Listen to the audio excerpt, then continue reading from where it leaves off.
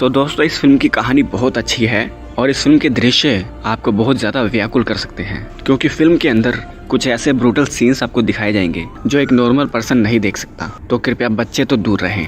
ये कहानी है एक लड़की की जो एक राइटर है और वो शांति की तलाश में जंगल के बीच में एक कैबिन है इसका, यानी इसका एक घर है, वहाँ पर काम करने के लिए आई होती है। लेकिन 5 लोग इसका वहाँ पर रेप करते हैं बेरहमी से, और ये कैसे उनसे बदला लेती है ये इस फिल्म की कहानी है, जिसको अब मैं डिटेल में एक्सप्लेन करने जा रहा हूँ। तो चलिए फिर शुरू करते हैं। लेकिन शुरू करने से पहले आप लोगों से गुजारिश, प्लीज़ इस वीडियो को लाइक कर देना, चैनल को सब्सक्राइब कर लेना, बेल आइकन दबाना, ताकि इस तरह की और वीडियोस आती रहें और आपको नोटिफिकेशन मिलता रहे। तो चलिए फिर शुरू करते हैं। तो कहानी शुरू होती है एक सुहाने सफ़र से।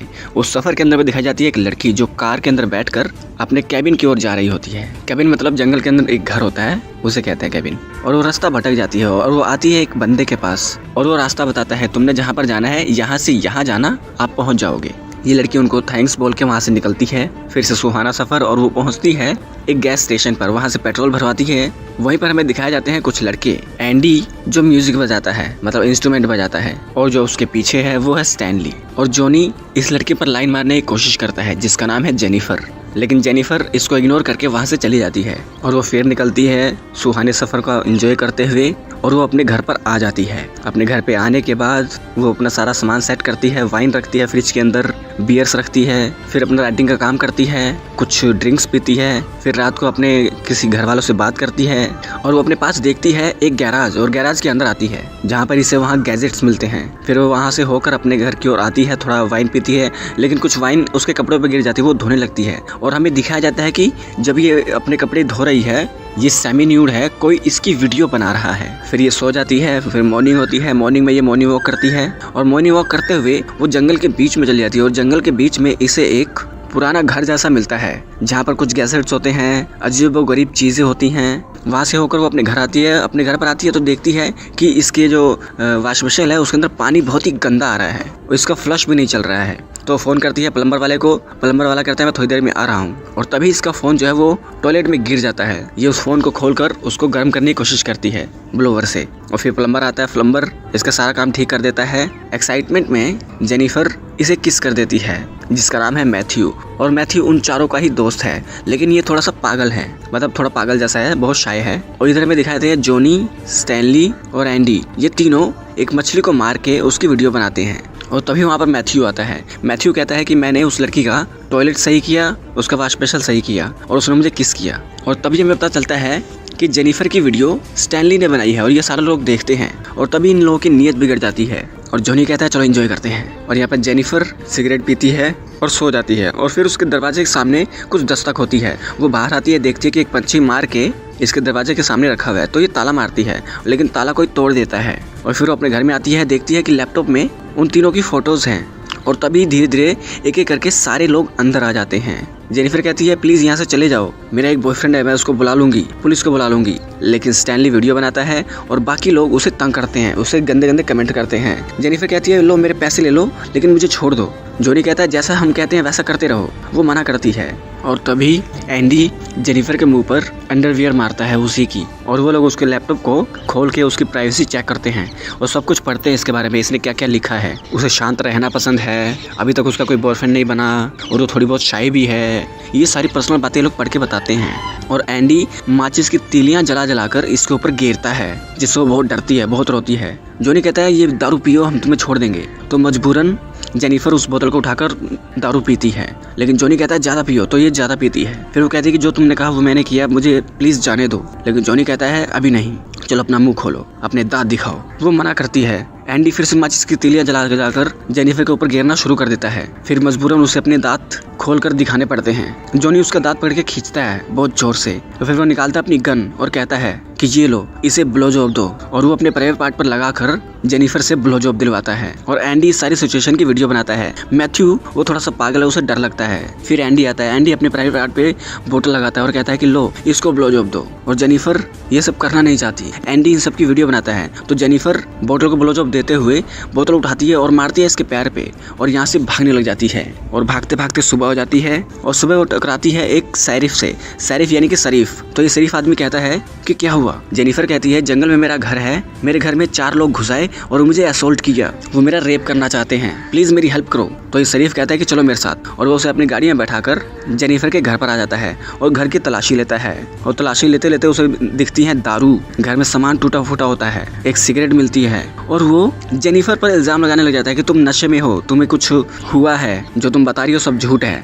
वो उल्टा जेनिफर को कोसने लग जाता है। जेनिफर कहती है अरे मैं विक्टिम हूँ, वो लोग यहाँ पर आए थे, उन्होंने तोड़फोड़ करी है। तो ये शरीफ कहता है मुझे तुम्हारी तलाशी लेनी पड़ेगी, और वो कहता है अपने हाथ ऊपर करो और वो सामने खड़े हो जाओ। और शरीफ इसके बॉडी को टच करता हुआ इसको असोल्ट करने लग जाता है और उसकी गर्दन पकड़ लेता है और कहता है कि मैं एस फकर हूँ। और थोड़ी देर में वहाँ पर वो चारों भी आ जाते हैं और हमें पता चलता है कि ये पांचों के पांचों मिले हुए हैं। उसके बाद शरीफ अपनी गन उठाकर जेनिफर के प्राइवेट पार्ट पर टच करता है। जेनिफर कहती है प्लीज मुझे जाने दो, मैंने तुम्हारा क्या बिगाड़ा है। शरीफ कहता है कि मैं तुम्हें जान से मार दूंगा, जैसा कह रहा हूँ वैसा करो। फिर वो जेनिफर को नीचे से पूरा नंगा कर देते हैं और कहते हैं चलो डांस करो। जेनिफर मना करती है लेकिन ये लोग उसे पीटते हैं और फिर मजबूरन इसको नाचना पड़ता है। और उसके थोड़ी देर बाद 3 लोग जेनिफर को पकड़ लेते हैं हाथ पैर और मैथ्यू को कहते हैं चलो इसका रेप करो। और मैथ्यू जोश में आकर जेनिफर का रेप करता है और जेनिफर को बहुत दुख होता है, उसकी गर्दन दबा कर उसको मारने वाला होता है, लेकिन थोड़ी देर बाद ही वो उसे छोड़ देता है।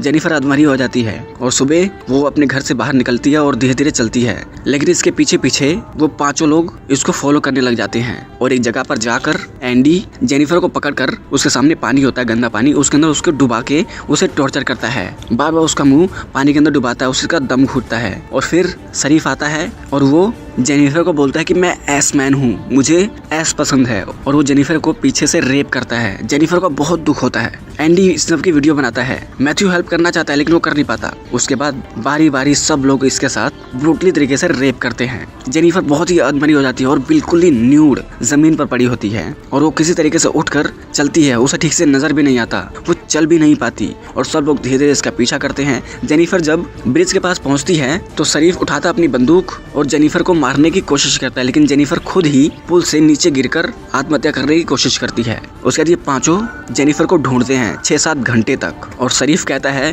कि जेनिफर को अच्छे से देखो, उसकी लाश हमें चाहिए, अगर वो बच गई तो हम सबके लिए सही नहीं होगा, तो उसे रोज यहाँ पर ढूंढना होगा। फिर शरीफ देखता है स्टैनली का कैमरा और कहता है कि सारी की सारी कैसेट्स इसके अंदर से निकालो, उसे डिस्ट्रॉय करो, जेनिफर का सारा सामान डिस्ट्रॉय कर दो, उसके घर में जो हमारा कुछ सामान रह गया एविडेंस है वो। और वो स्टैनली को डांटता भी है इसके लिए। और ये सब लोग मिलकर जेनिफर का जो भी सामान होता है, लैपटॉप और भी जो उसका सामान होता है, वो सब कुछ जलाते हैं। फिर शरीफ आता अपने घर पर, हमें दिखाया जाता है कि इसकी बीवी प्रेग्नेंट है और इसकी एक लड़की है जो 14-15 साल की है। फिर शरीफ आता है अपने बंदे के पास जो उसके साथ जो काम करता है, बुड्ढे को बोलता है कि जेनिफर वो घर छोड़कर चली गई, तो हमने उस घर को लॉक कर दिया, ये लो चाबी। उसके बाद दिन गुजरते रहते हैं, इन लोगों की नॉर्मल लाइफ शुरू हो जाती है और ये करते हुए 1 हफ्ता गुजर जाता है और इनको मैथ्यू 2 दिन से नहीं मिलता।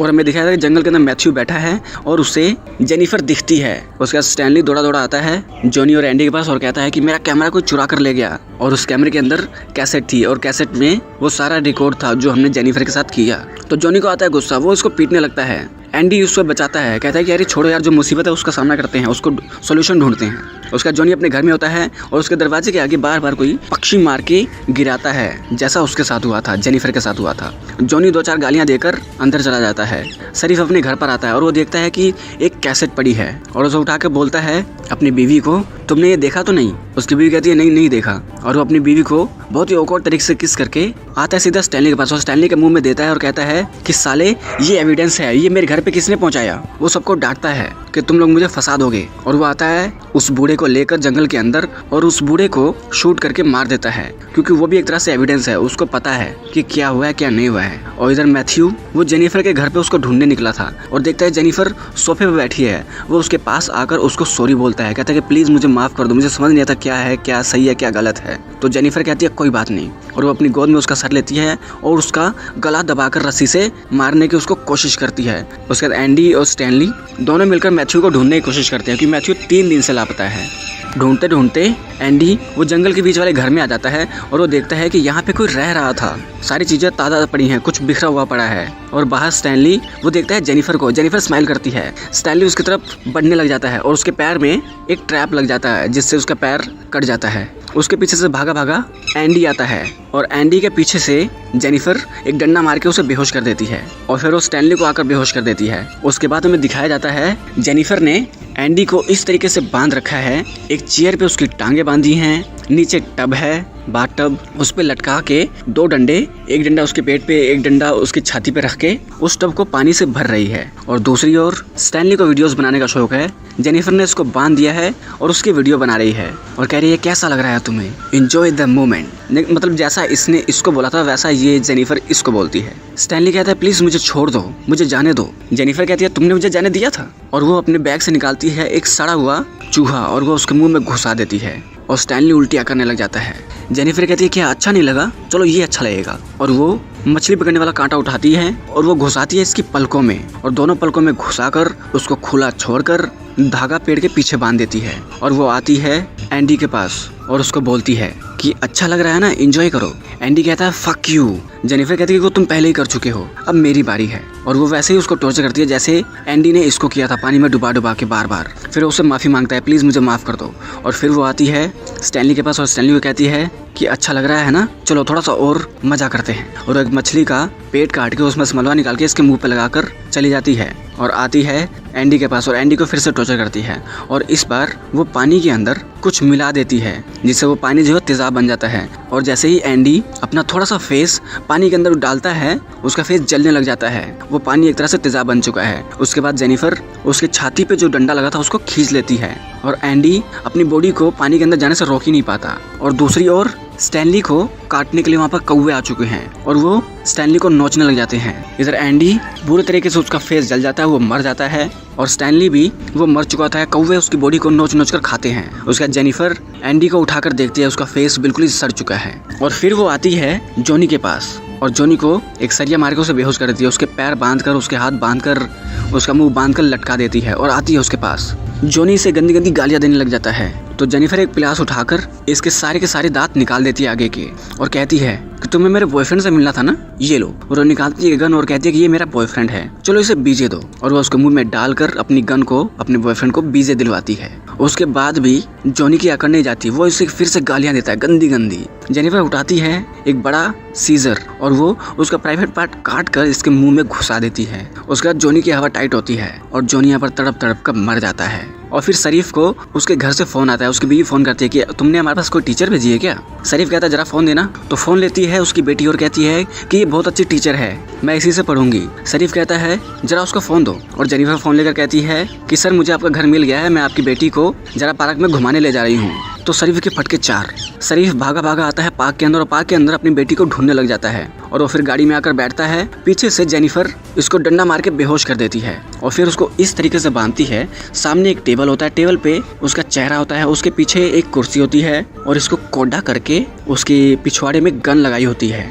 और फिर वो जेनिफर से माफ़ी मांगता है, प्लीज़ हमें माफ़ कर दो, हमने बहुत गलत किया तुम्हारे साथ, लेकिन मेरी बेटी मासूम है, भोली है, इनोसेंट है, प्लीज़ उसे छोड़ दो। लेकिन जेनिफर कहती है भोली, मासूम, इनोसेंट तो मैं भी थी, मैंने तुमसे इतनी रहम की भीख मांगी, लेकिन तुमने क्या कहा, मैं ऐस फकर हूँ, मुझे ऐस पसंद है। और वो उठाती है गन और उसके पिछवाड़े में, उसकी पुंड में घुसाते हुए उसी की तरह एक्टिंग करती है जैसे ये एक्टिंग कर रहा था, डीप डीप डीप। और इसे बुरी तरीके से इसके साथ ऐसा ही व्यवहार करती है। और फिर वो एक रस्सी दरवाजे में फंसाती है और उसे गन के ट्रिगर में बांधकर रस्सी ले जाती हुई मैथ्यू के हाथ में बांधती है। और वो शरीफ को बोलती है कि देखो जब मैथ्यू उठे उसे कहना कि हिले मत, वो हिलेगा तो गन चल जाएगी जिससे तुम मारे जाओगे। शरीफ कहता है प्लीज मुझे माफ कर दो। जेनिफर कहती है कि तुमने मुझे माफ किया, तुमने मुझ पर थोड़ा सा तरस खाया, दया करी। ये कह के वो बाहर आकर बैठ जाती है एकदम मायूस, उदास, डिप्रेशन में। और अंदर मैथ्यू होश में आता है और वो पैनिक करने लग जाता है शरीफ को अपने सामने बैठा देखकर। और वो अपने हाथ हिला देता है, हाथ हिलता है तो ट्रिगर दब जाता है